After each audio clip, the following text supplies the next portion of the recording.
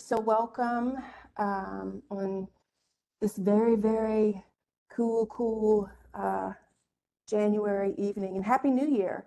I haven't been able to really connect with any of you or many of you since I saw you in orientation.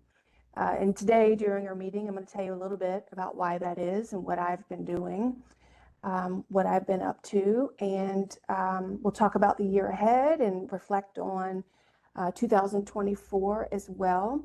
But I first asked Mike Magner, the state Virginia volunteer coordinator with VDH, to come and welcome us. And of course, we have our training coordinator, Adrenia Tolliver, with us today, who's gracious enough to sign on at 6 o'clock on a Wednesday evening to help me host this. So I appreciate that. So I'll turn it over to Mike, and Mike, you can go to the next slide if you'd like. All right, thanks, Stephanie. Welcome, everyone. Has everybody seen the agenda slide? Yes. Did it advance? Okay, it did advance. Okay, so this is our agenda for tonight. And I'm Mike Magner. I'm the State Volunteer Coordinator for the Virginia Department of Health, which means I'm the MRC Statewide Program Coordinator. I've been in this position since 2022, so almost 3 years. And I've been with the VDH Office of Emergency Preparedness for about 20 years before that. So I just want to say welcome and thank you all for volunteering for this special team. I'll just give you a quick overview. So that, the Virginia Behavioral Health MRC unit started as a new unit in July of 2023. That was when it was officially recognized by the nationwide MRC program office.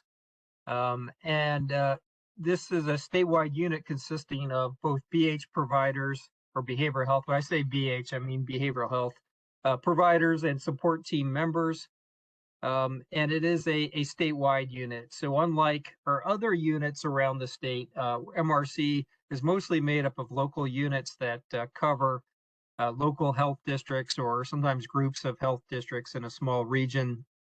But this unit is statewide. We also have the Virginia MRC Behavioral Health Statewide Response Team, which I'll show you in a quick Venn diagram on the next slide, how it's related to the MRC unit. So basically, there are members of the MRC unit, the statewide Virginia Behavioral Health MRC unit, and then also MRC volunteers from local MRC units. Also, to become a member of this statewide team, there are additional training requirements beyond that of what's required just to be a normal MRC volunteer. And it's much more stringent than for other teams. And I know probably most of you have already talked to Stephanie and already kind of are aware of what those training requirements are. Just quick Venn diagram, sorry.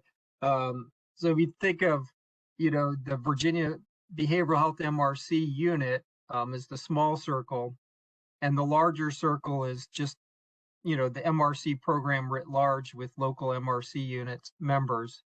The statewide behavioral health response team is a subset of both, right? So we have people who are in the behavioral health MRC unit. They've submitted their application and they've been accepted. They've completed their background check, but they haven't completed the training yet. So they're not officially part of the statewide response team, but they're still unit members in training. And then we have other people who are in local MRC units, and many of you are probably on the phone tonight, but you've decided to participate in the statewide response team. But by retaining your local unit membership, you have the opportunity to participate in local responses and local training that may be behavioral health related or may be completely unrelated to behavioral health. So that's really just the way that different people have chosen to participate and respond. And with that, I'll turn it back over to Stephanie. Thank you. So we have another special guest with us this evening. I was not sure that he would be able to make it. Jim Jenkins is the special advisor for the healthcare workforce. He worked closely with Mike and I when as one of the outcomes of the governor's Right Help Right Now initiative for behavioral health care around Virginia. Jim took a special interest in the behavioral health MRC unit, and we updated him. It's been a while since I've had an opportunity to catch up with him, so I'm very excited for you to hear about all the updates. But Jim, did you want to say anything to these newly minted Virginia Behavioral Health MRC volunteers? Yes, Stephanie, thank you. And thank you, Mike. It has been just absolutely incredible to work with you all and to see this come to life. This initiative garnered the prime attention of then Secretary of Health, current Chief of Staff to the Governor, John Littell, and he was very excited when this got off the ground so quickly, when the concept moved through and agencies came together and there was a cooperative agreement, a collaborative effort to be able to provide the best service to Virginians at their greatest hour of need, medically, behaviorally, and in other areas. And we're all just extremely proud and grateful to all of you for being a part of this incredible team. This behavioral health, I call it a behavioral health reserve corps because I believe that was the term that we were using when we were drafting this concept. This is an example of how Virginia leads the way. This is really, truly, for a state of our size, the first in the nation. I believe that when we were investigating which other states had a statewide behavioral health medical reserve corps, we found that Rhode Island had one, but Rhode Island's probably about as big as my neighborhood, so doesn't quite count. Where you have 95 counties and 30 plus cities and towns throughout the Commonwealth, throughout a geographic area. This is truly incredible that all of you came together so quickly. You were all committed and dedicated to providing the best medical and best behavioral service possible in a time of great need. So as a nurse, as a former firefighter paramedic, and as current work stream lead for the workforce component of Right Help Right Now, I just want to say thank you.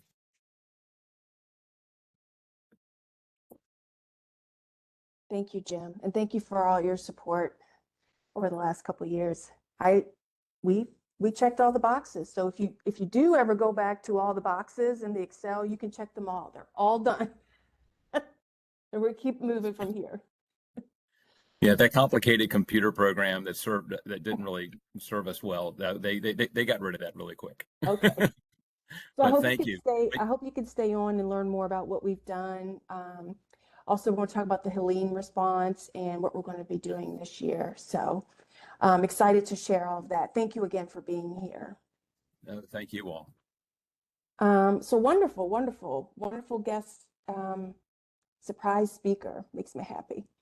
All right, so unit in 2024, in January of 2024, Mike Magner sent out an alert to all the current Virginia MRC volunteers and said, hey, we have this new state unit.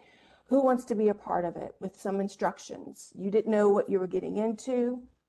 But during 2024, I met with over 100 of you virtually, one-to-one, told you a little bit about the team, the training requirements. We did 4 in-person orientations with a total of 77 people in attendance. Now, at some point in the year, about midway through, I decided instead of doing the one-to-ones with folks, it might make more sense to hold little informational webinars. Well, I give several people the same information at one time instead of one person at a time. So I did five of those over the summer and early fall with 101 in attendance. Right now, we have 48 deployable unit volunteers. When I think about the bigger numbers, I talked to over 100. And yes, 77 people came to orientations. 48 is a big number when you consider that being a member of this unit requires over 20 hours of training to include in-person. And that's a lot of dedication. And so I'm really proud and I'm really happy with that number, mostly because I know that, again, part of this was a one-to-one meeting and interview, and I wanted to make sure that this unit was a good fit for you, and vice versa. So 48, that is good. Also, in 2024, we had a first exercise. It was the first time I used VVHS. We did a sheltering roster exercise with the department, oh gosh, help me, the Department of Social Services, the State Department of Social Services. They do this every spring. And for the first time, this unit was a part of that exercise. And for those of you that don't remember, it was a simulation of a hurricane that landed somewhere in Virginia. And the simulation was that a state shelter would be opened by the governor, and we needed behavioral health resources in the shelter. And so that was the nature of the alerts in the exercise. We had really good feedback on that as well. We also had one additional training in September, tools to support citizens affected by disasters. In our orientations, we talked a lot about the kinds of places you may go, the kinds of reactions that you may see, but this training, I really felt provided you all with an opportunity to really have practical tools of what's helpful to say, thinking about being trauma informed, and things of that nature. So that training, and that particular trainer, Melissa, is actually also an MRC volunteer. She was phenomenal. So that's sort of how 2024 went. Next slide.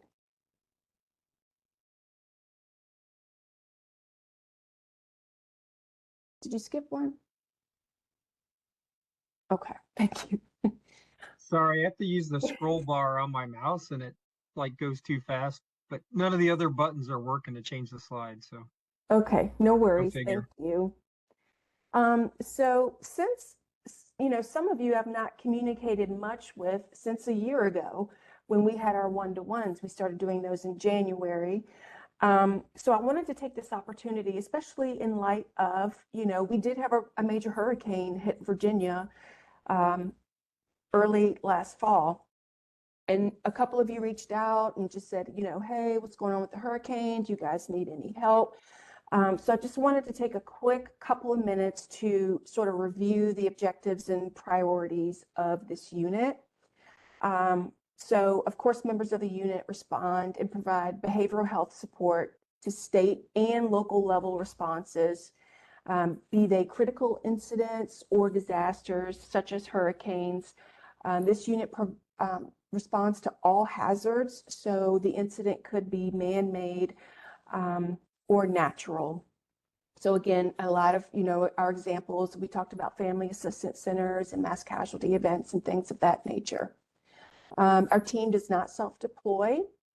And as far as the sort of levels of response to any community for any event, is that I, as the state disaster behavioral health coordinator, I work directly with those community services boards. And we learned about those in our training in person and online during the response. And so this unit only responds at the request of the community services board. When they say, Stephanie, we've talked to our sister community services board next door. We've got all of our staff. They've been out for days. They're exhausted. If they say we still need more help, then I call upon this unit. Again, that has not been necessary since the shooting in Virginia Beach in 2019. That is a good thing. That's not a bad thing. That means that some of the planning and the training that we've been doing in communities throughout last year is working, and that folks that work in emergency management and behavioral health and social services and healthcare, they are having conversations. They are formulating plans. They are dusting off plans about how they're going to work together. And it's really interesting to see how that sort of came together during the Helene response, which I'll talk about too. And remember, this unit does not provide traditional clinical behavioral health services. We provide what I refer to as disaster behavioral health services, generally in the response phase, the first 1-2 weeks, depending on the size and scope. But we are responding to what we see, people in shock, and just sort of not oriented to time or place because of this event. So that's just sort of a reminder. So having said all that, and what I'm going to share with you, that's why we didn't have a response with this unit as far as Helene. Let's talk a little bit about Helene. That's the biggest thing that's happened in Virginia since our unit came together, right? So I'm going to talk to you about what happened locally and what I was doing at the state level. But a little bit about what happened on September 25th. Governor Youngkin declared a state of emergency ahead of the landfall of Tropical Depression Helene that came in through Virginia that Friday. So it was the 27th. Western portions of our state experienced significant rainfall and flooding that Friday into Saturday. Now, on October 1st, a major disaster declaration was declared by the president. So the governor can issue a disaster declaration in a state of emergency, and then our state requested that the president also declare a disaster in these parts of Virginia, and that was approved. A little bit about what came of it. Over 500 homes were damaged and up to 45 homes were destroyed. Life and safety were the priority in the days and the couple of weeks following the event. A lot of that was because people didn't have clean water. They didn't have any water. A lot of, especially in Damascus or Washington County, the storm literally exposed the water pipes underneath the ground, and they broke and they had to be completely reconstructed. And some people were without power for 2-3 weeks, over 300,000.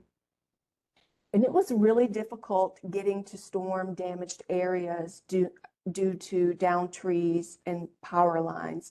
Literally, first responders could not get to where the damage was for several days.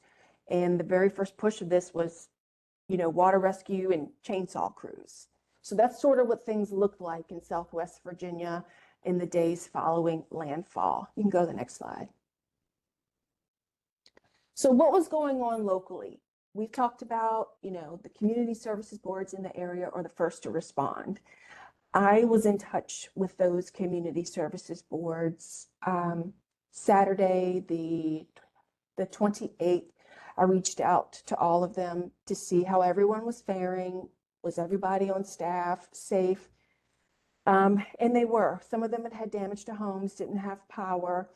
And so we wanted to see, are you guys still able to provide services as usual? What needs do you have? So that's my interest. What needs do you have as far as your organization, and what needs do you have as far as serving the community? And so the most affected community services boards were Highlands Community Services Board, New River Valley Community Services Board, and Mount Rogers. These cover some of the areas they cover. I'm not going to remember them all. Is Washington County, Carroll, Grayson, Smith, Wythe, Galax, Montgomery, Pulaski, Radford. I know there are a few more. I can't remember them all. But the kinds of things they were doing starting that weekend is it was kind of like everybody was creeping out. This is kind of a weird way, but remember in The Wizard of Oz when all the munchkins came out after the house landed on the witch and everybody was just kind of coming out looking like, is it safe? That's sort of what went on in these communities to see where is everybody. Roads were destroyed, homes were destroyed. And so those that work in the community services boards were going out and checking on people. They were staffing these sort of volunteer centers that sort of cropped up, especially in Washington County, where food and water was being delivered. They also worked with other organizations to deliver food and water to people. And then as FEMA became more involved, you know, we had that disaster declaration, and that meant that FEMA was going to come out and set up disaster recovery centers. That happened in North Carolina. It's happening in Los Angeles right now, and it happened in Virginia. And these were designated places around the area where citizens could go and learn about the kinds of assistance they could get from FEMA, depending on what kind of damage they had to their home. Another thing they did, one of the CSBs in particular, Mount Rogers Community Services Board, they have a lot of clients in residential homes, vulnerable populations, and so they went out to every single one and checked, one, to make sure that the structures were still standing and that people were okay. And I remember they told me in one weekend they drove 500 miles total just because it was that difficult getting around closed roads and whatnot to get to those places. But the CSBs continued their day-to-day mission essential functions. Their clinical emergency services never went down. We learned of some requests for support for first responders. They were working long hours. You know, folks at the state level and at the local level were working 14-plus-hour days, and these folks were in the field and they had seen a lot. We've talked about that. And so the community services boards were able to provide support to them as well. So that's sort of what they were doing. You can go to the next slide. I went the wrong way.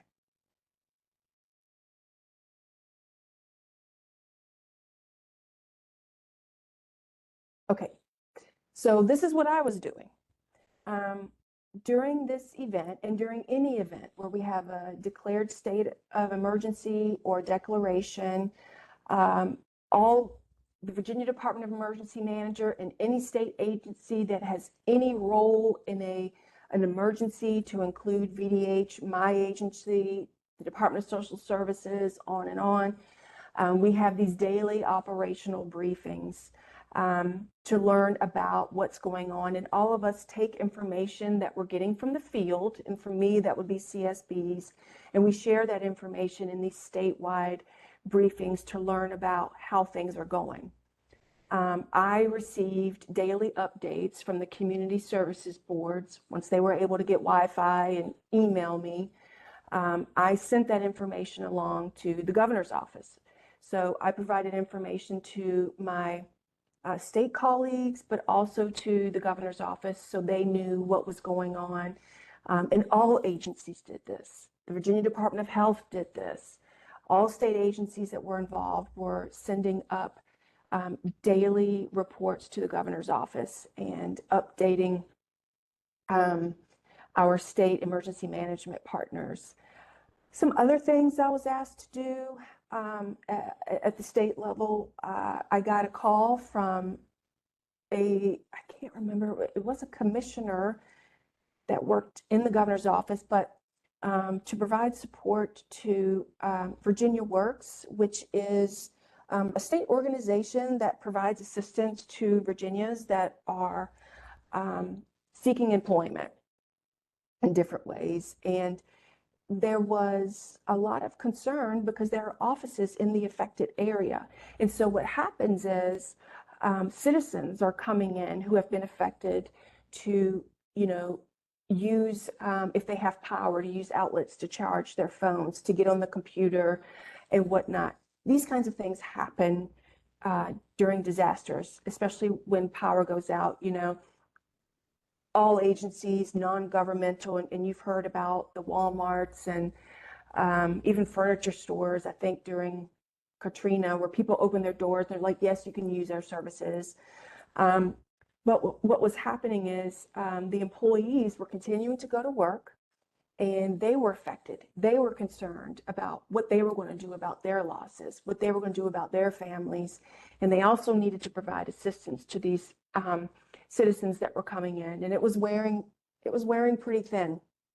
So I did a webinar with them, and we talked about how they could sort of support one another and support clients, when to take a break.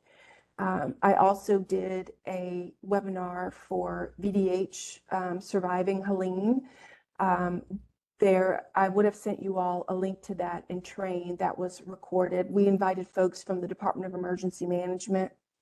The Department of Emergency Management made this a priority, behavioral health sort of care, mentorship throughout this, because all of us got tired. All of us were working a lot, and we got tired. And when people get tired, like we've talked about before, people get grumpy, and it's difficult. So sometimes it's a good idea to take a time out and remember why we're here, and remember that no matter how things come across in meetings or emails, everybody is there for the best interest of the affected citizen. So during this time, I did put this unit on standby. There were only a couple of shelters that opened. The governor did not open a shelter, but a couple of local shelters were opened. And I don't believe that the total, and Mike, you can correct me if I'm wrong, if you know the number on top of your head, I don't believe any more than 23 or 26 citizens were served in those shelters. And most of them had medical needs and needed to be somewhere where there was water and electricity. Yeah, and just to also put in perspective, while, Stephanie was worried about the behavioral health response and the CSB response and responding to the governor's request for information, there was also a local response with as she already mentioned, the local CSBs are the behavioral health arm at the local level. It's a little bit different for VDH. The local health districts are part of VDH, whereas with, DBH, DS, the CSBs are almost separate organizations. Mm-hmm. From DBHDS. Mm-hmm. And so they're a little bit more independent minded and focused. But at the local health department level, they did deploy a lot of MRC volunteers doing a lot of different missions. General shelter support. We didn't provide any special medical needs sheltering like we typically do for a lot of shelters, but we did have MRC volunteers that just helped with registration and getting people comfortable and bedded down or whatever was needed. We had a lot of people working at commodity distribution centers like bottled water. We had people working at these FEMA sites, just to provide information about other resources in the community besides FEMA. So that way, when they got there and they talked to a FEMA agent, they say, well, that's not what we do. That's your local state government. They had somebody there to represent the local state government, refer people to those other services and provide information. They work call centers. We even deployed some statewide volunteers, and you're going to hear from one of those volunteers later in the briefing, who volunteered not for a BH mission, but she's part of the BH team also. So that's how we work hand in hand. I think there was some resistance at the local level, even though they were tired and stressed out and overworked. There was some resistance to bring in outside volunteers. I think this scenario was very different because the infrastructure wasn't necessarily there for them to welcome and utilize outside volunteers, and might have felt like they create more work on them to do that. Whereas when we deployed back with the Virginia Beach response to that office building shooting, there was a designated family assistance center set up and established, and there was a set mission that we could quickly integrate people into an existing mission. We just didn't quite have that this response. And I think that's why, you ask, why didn't we use this team? There were a lot of people at the governor's office asking that question. So if you're sitting in your seat at home and you're wondering why we didn't call up Virginia behavioral health volunteers from the MRC program to help out in this response, you're not alone in asking that question. But again, Stephanie is not going to step on that local CSB. They're the ones in charge of that local response, and it's really up to them. So with that, I'll shut up and let you finish, Stephanie. Thank you, Mike. That's actually very helpful. So we did have this unit on standby, especially in the first couple of weeks when it just felt like that initial response and getting people safe was, it felt like it, it went on and on. So we're now in the recovery phase. And we are in the first year, obviously. And so this is what we're doing now. I told you that there is a presidential disaster declaration that happened. When that happens, a lot of federal money becomes available for a lot of different things. But for me, that means federal money becomes available to provide behavioral health support to the citizens affected by the disaster. That's called the Crisis Counseling Program. FEMA funds it, and the our federal behavioral health partner, SAMHSA, they provide technical assistance to FEMA. And so I continue to work with those CSBs. Those 3 community services boards have signed on sort of contracts with DBHDS with me, and I'm overseeing at this point additional supports that are going on in the communities now. And they have designated their own name and logo as the Virginia Disaster Assistance Team. All 3 SBs share that name, but all three CSBs aren't necessarily doing everything exactly the same in their program. You all know there are nuances even within a region. And so, but what they're doing is they've used these funds, one, which I'm so grateful for, to get reimbursement for the staff that were working those long weekends, that drove those 500 miles to check on people. They're getting reimbursement for things like that, but they also have the opportunity to hire crisis counselors, a team leader, and purchase some outreach materials that they can hand out to folks in the region. They are encouraged and have been asked to partner with local health departments, local Department of Social Services, first responders, churches, anywhere that the people might go. And one thing that it has been a little bit of a challenge for me to convey to the federal government is that this community is not very broadband supported, even on a good day. So, getting the message out about this is it's not best utilized with social media or email blast.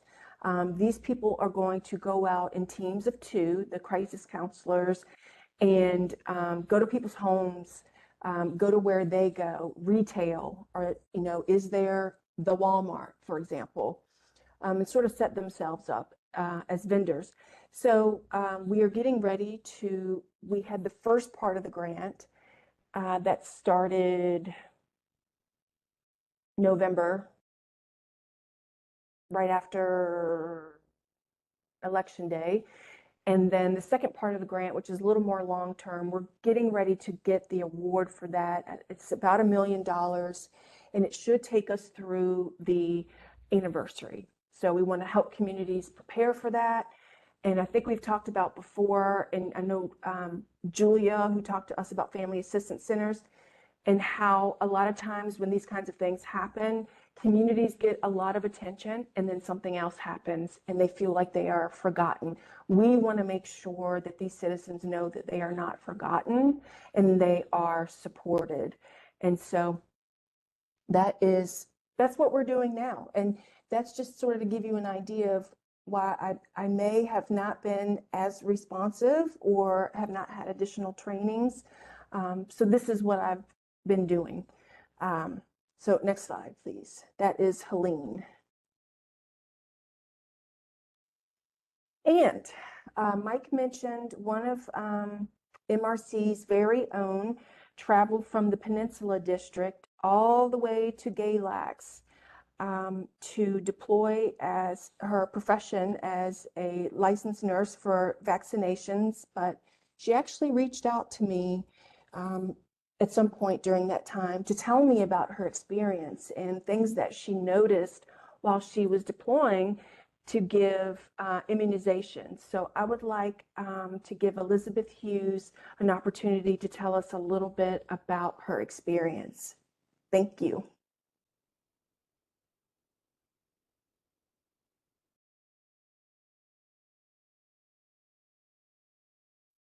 Elizabeth, if you can unmute and go ahead.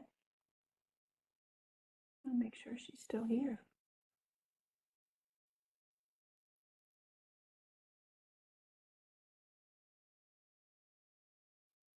How's that? Perfect. Okay. Okay.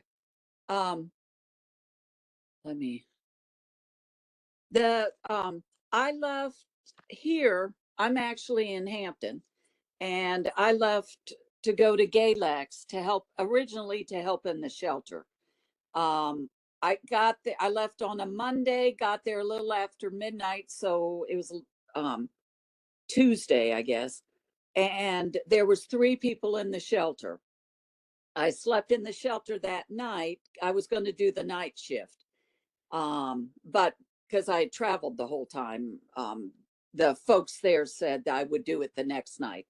Well, they ended up closing the shelter that day because there was 3 people there. One of them was oxygen dependent, and she had no electricity. She ended up going to a sister's house who ended up getting electricity that day. So then they said that they could use me to do vaccinations for hepatitis A and tetanus. And that was going to be at Mount Rogers. And so I ended up staying in a hotel, and the manager of the hotel, when I got there, she had ended up doing 2 shifts. And then when she came the next day, I found out that day she got sent to the ER for a breakdown.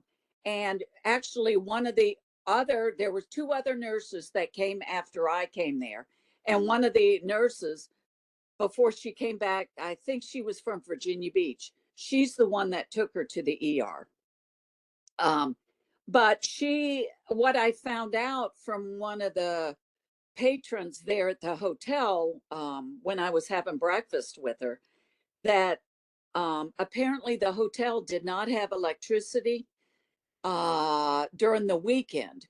So, the patrons were getting upset with the hotel manager because they didn't have electricity. They couldn't flush their commodes. The stench was getting pretty bad. And she was getting the brunt of everything. Once she left, the staff, I was talking to them, and they were ending up having to do 2 shifts. So, there was a lot of stress going on with everybody there at the hotel. That also, when I was giving shots, the folks that were coming in, it was where I was giving shots was at an elementary school, and they had food vendors. I think they were making hamburgers and hot dogs outside, and then there was a vendor that had like carnival food, and who was doing it out of her heart. She wasn't charging for any of that. And so the people from the community were coming there to get some food. And I think they were also, there was like a food bank. They were dispensing food to people if they needed it. But the people that ended up coming to get the shots, they were telling me about, they still didn't have electricity, how they were getting frustrated with each other, their family members, and how they were having to adjust to having new people if a family member from if a couple family members got together to support each other. and and they were some of the people were tearful when they were telling about what was happening and with their with their life, with their families, with the unknown. I remember one lady that she was saying she had this farm, and she was up from sun up to sundown going out into her um, farmland to help clear it because it had gotten all flooded, and she was trying to clear it out and stuff. um and she was getting pretty tired from all of that. um back to the shelter. One of the things I found interesting, it was at a rec center, and they only had one bathroom that was functioning. So males and females used the one bathroom, the staff and the clients there. And they because the other bathroom, apparently the sink was about to fall down because of the flood on top of the roof. And I saw these paint containers, big, gallon paint containers. And I said, what are those? Because they were filled up with water. And they said earlier that when they didn't have the electricity or something, they were having to use the pool water from the rec center to flush the commodes. But the night that I stayed there, the commode was working. So, and they had water in the sink. Um, but I thought, what's so ingenious, using the pool water to flush the commodes. Um, what I saw in the community, and Stephanie sort of mentioned it too, was the closeness of the community. They were um, when they were taught when they saw each other at the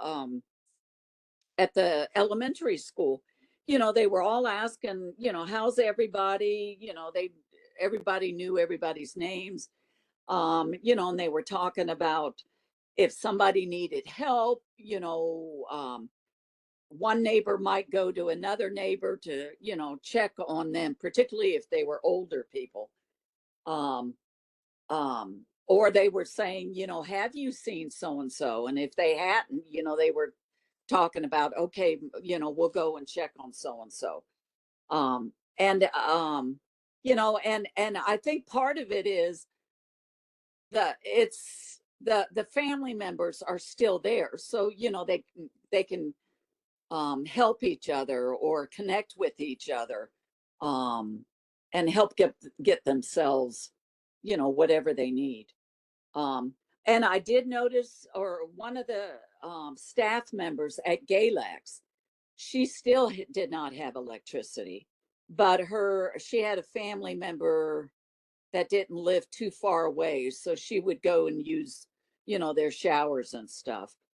Um, but and I noticed with the Galax uh, health department also, it was they were tired, but they still could laugh at each other and bounce off of each other. They seemed to enjoy working with each other. It just showed, and I think it helped them deal with whatever they went through, just going to work and seeing their friends and stuff. Hey, Beth. Yeah. Yeah, can you talk a little bit about how your experience, the training that you did with the behavioral health unit helped you on that deployment, even though that wasn't really your mission, it sort of became part of what you did out there, from what I understand. Right. Well, I remember thinking when, the people were telling me, particularly when I was given the shots, when they were tearful and, telling me about their frustrations, I remember thinking, well, yeah, this is the mental health. This is the mental health that I'm doing. And actually, it was more mental health than the physical health.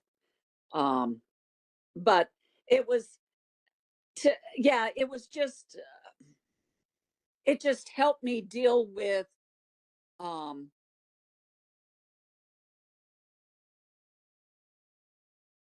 deal with what they were going through, that I could just, I could understand it more. I could shake my head and say, yeah, I know this, this has got to be difficult for you. There was one patient I remember, she was going to go to see a counselor the next day. She had been in touch with the community service board, and she was going to go see a counselor the next day with the crisis center, I think. Mike, does that help you? Yeah, I mean, I think, because what I understand from your conversation with Stephanie when you came back is like, wow, I was really glad I got this training, because even though I was deploying as, my job as a shelter nurse and then as a vaccinator, I was able to provide this resource to other people, kind of unexpected. It was sort of off the cuff. And that's kind of how a lot of these behavioral health first aid or disaster, mental health first aid, whatever the different flavor is, it's really about just being able to let people vent, get their, issues expressed, and to be empathetic, really. And that's, Right. provides so much of a benefit to them that, goes beyond the other care that you're providing as well. Yeah, it was mental health. I remember talking to them about, I was here when Isabel came through this area.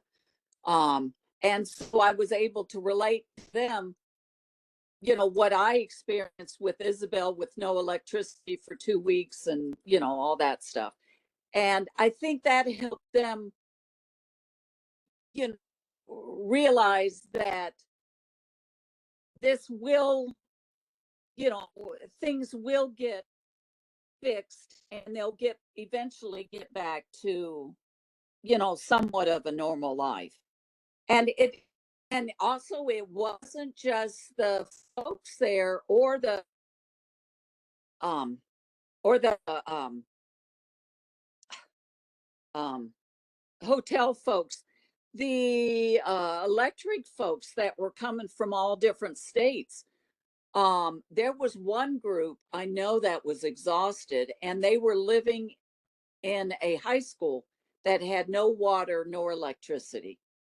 And for them to, and they were, there was a certain odor with that group, but you know, it was tough on everybody down there. It really was, I think. But Thank you for sharing that, Beth. I really appreciate it. And I appreciate the work that you did down there. And we'll have a little bit of time at the end for questions if you all want to ask any questions of Beth about her experience. When it comes down to it, all of us, whether we're an MRC volunteer, member of this unit or not, we are all citizens of this planet, and we are all sort of the unofficial first responders. And so that's why this is valuable, because this is simply a part of our humanity. So again, thank you for sharing. Okay, let's take a look ahead. So we will have another shelter rostering exercise with the Department of Social Services the week of March 10th. For those of you who may remember, you'll start getting alerts about, ooh, there may be a hurricane coming. And then we'll learn about a shelter that is going to open. I'll alert you to some shifts that are available. You indicate if you are available or not. Very simple. They do it every spring. And so I'll give you a heads up about that as well. The Department of Social Services is also doing a full-scale shelter exercise on June 24th at Longwood University, that is in Farmville. I'm going to reach out to that community services board, I believe it's Crossroads, to determine how they would like to participate. But at any rate, I would really like to have you all, if you are interested and able, participate as the behavioral health volunteer. So I'd like to get you involved in that if you're interested as well. I'm going to talk to Mike more about that. And again, the CSB and the planning team with the State Department of Social Services. So keep that in mind if you're interested. Hey, As, Stephanie, Mhm. hey, if I could just, I'm sorry to interject, No worries. about the rostering exercise. So when that alert goes out, it's just going to ask you, if you had to respond on this day, today, tomorrow, the next day, would you be able to? You're not actually going to be expected to show up anywhere. You're not really going to deploy. It would just be like, for you to look at your own situation, go, yeah, I would be able to get off work tomorrow and go staff a shelter, or no, I wouldn't be able to do that because I've got, you know, this thing I have to do. Just answer it honestly. We're not going to penalize you whether you say yes or no. We just want to know, would you be available in real life if you got that alert? And then there's no further need to do anything else other than answer the alert. So, the other thing I wanted to say is that you may get other alerts if you're in a local MRC unit. In addition to being on the behavioral health statewide team, you may get separate alerts about staffing a different shelter or even the same shelter during that same exercise.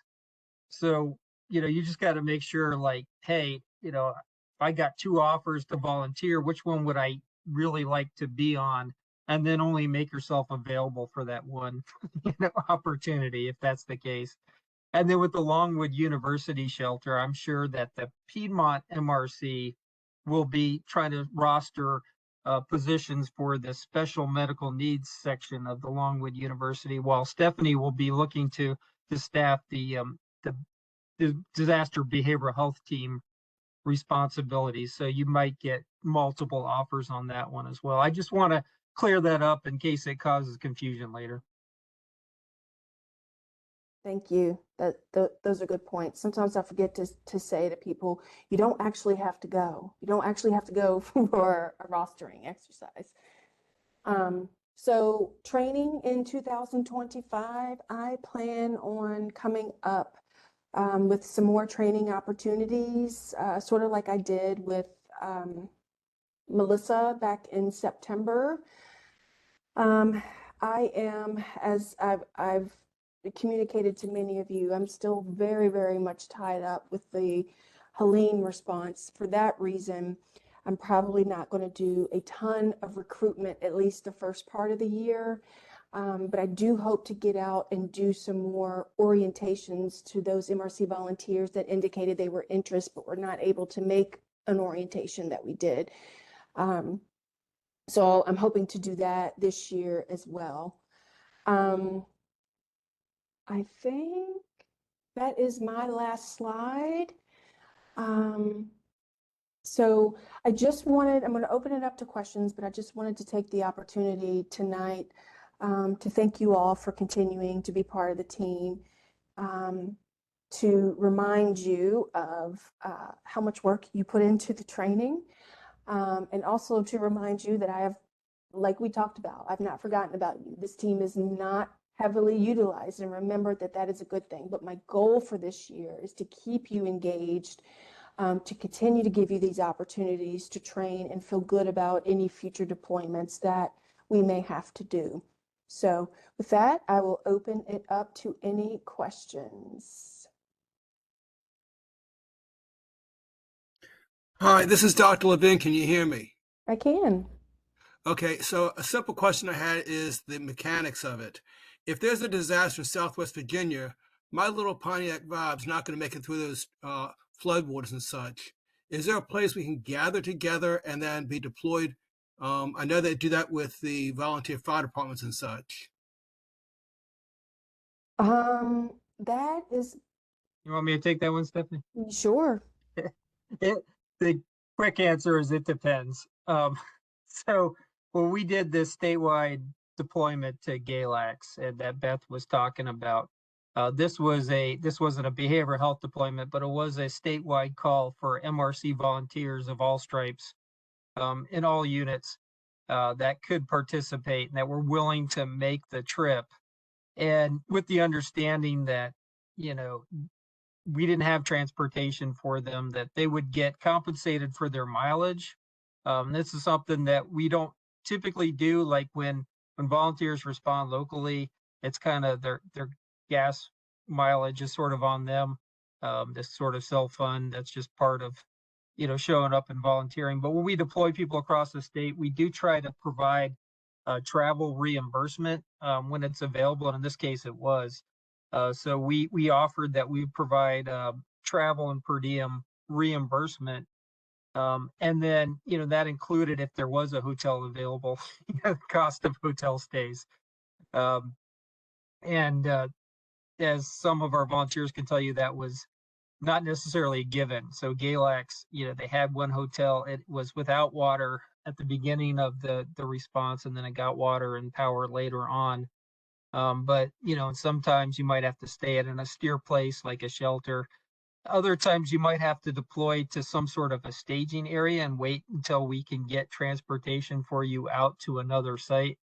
And the problem with doing that is that we have a volunteer sitting at a staging center for hours, perhaps even days, waiting transportation. We don't like to deploy volunteers into those conditions because we know that would be very frustrating, I think, for any volunteer to go somewhere and be kind of twiddling your thumbs for hours or days waiting for transportation. But that is something that we've done. I know with Hurricane Florence, when we sent some volunteers to North Carolina, we had a place for them to meet up, and then we coordinated transportation down to a staging area down in North Carolina.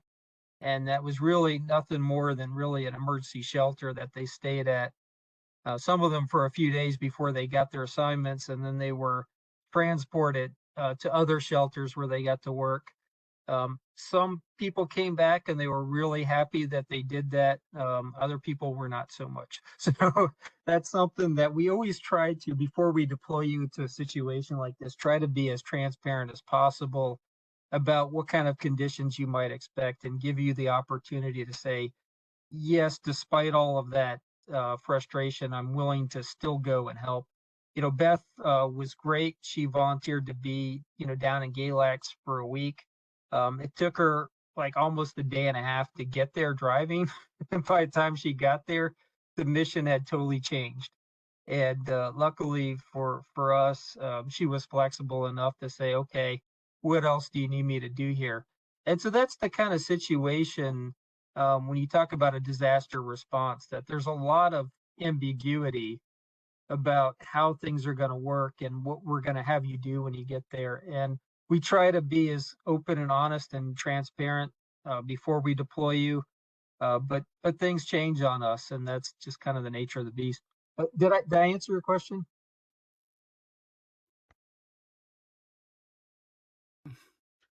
Yes, you did. I'm fine. Okay, great. Thank you. Anybody else? All right. Stephanie, Oh. Stephanie, hi, this is. Hello. Have we been requested to assist out of states such as all the way in Los Angeles? No, we have not received requests from North Carolina or LA. We have not.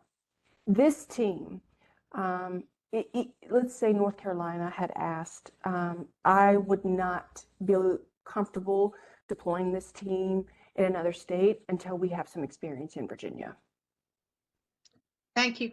Mm-hmm. But no, as a state MRC, we did not get any out-of-state requests for either the recent hurricane or for the wildfires. But it's not outside the realm of possibilities for an out-of-state request. There are a lot of challenges with out-of-state requests. One of them is transportation and coordination. The other is, do the licenses transfer and things like that. So, I know at the national office, they're looking for more capability to deploy interstate. But we've done it in the past, and it's, there's some challenges, but we'll do it if it's going to be useful and it's going to help people in need.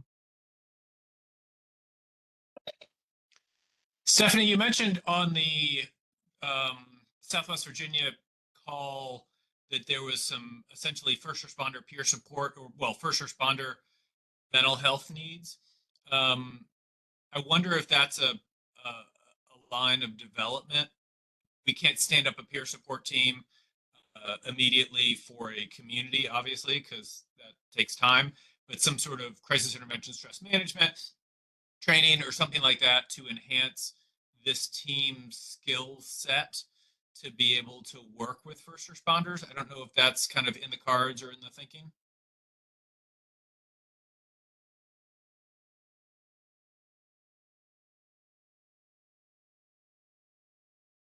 Stephanie, I think you're muted if you're talking. I sure was. Um, so right now on our team, one of the roles that we have is the behavioral health specialist that would serve sort of in that capacity for members of the unit, for our unit, for our team while we are on deployment. I would really like to see an incident or an instance where we could do that. One of the challenges is a model, right? And that can get, there's a lot of debate on what kind of model is appropriate. Those of you who met Julia with the crisis response team for victims, they use a particular model that comes from their federal counterparts. Different NGOs use the crisis incident stress management model. So I really look to best practices, and that would be something I would have to work through. I know that there are teams that do exist and exist for particular groups of first responders that I've made relationships with. But for example, our CSB at Highlands was able to meet the need. Apparently, they do these sort of debriefings with first responders in their community all the time. I'd be happy to have conversation with you if you want offline about some ideas with like the community resilience model or other things that aren't clinically licensed dependent, which of course, again, because we're not doing therapy, we're not doing clinical services, but could provide, I'm the mental health team lead for the Richmond region's Old Dominion peer support team. So I'd be happy to have a conversation with you about that, about some Yeah, of these brainstorm.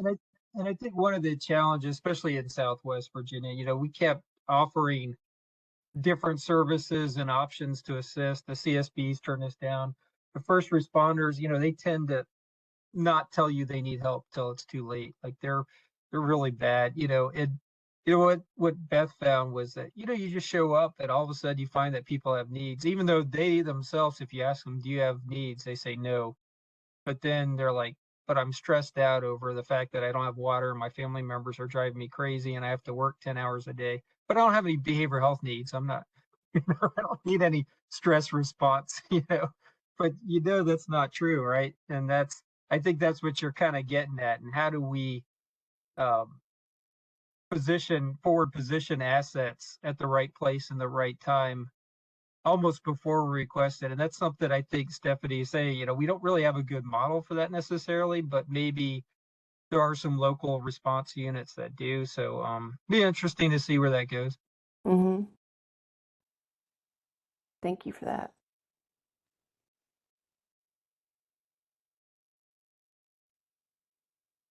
Anything else? Okay, we're going to go ahead and close. Thank you all for being here. Please continue to stay warm, keep your pets warm. And again, Happy New Year. Thank you for being here. I'll be in touch soon. Thank you.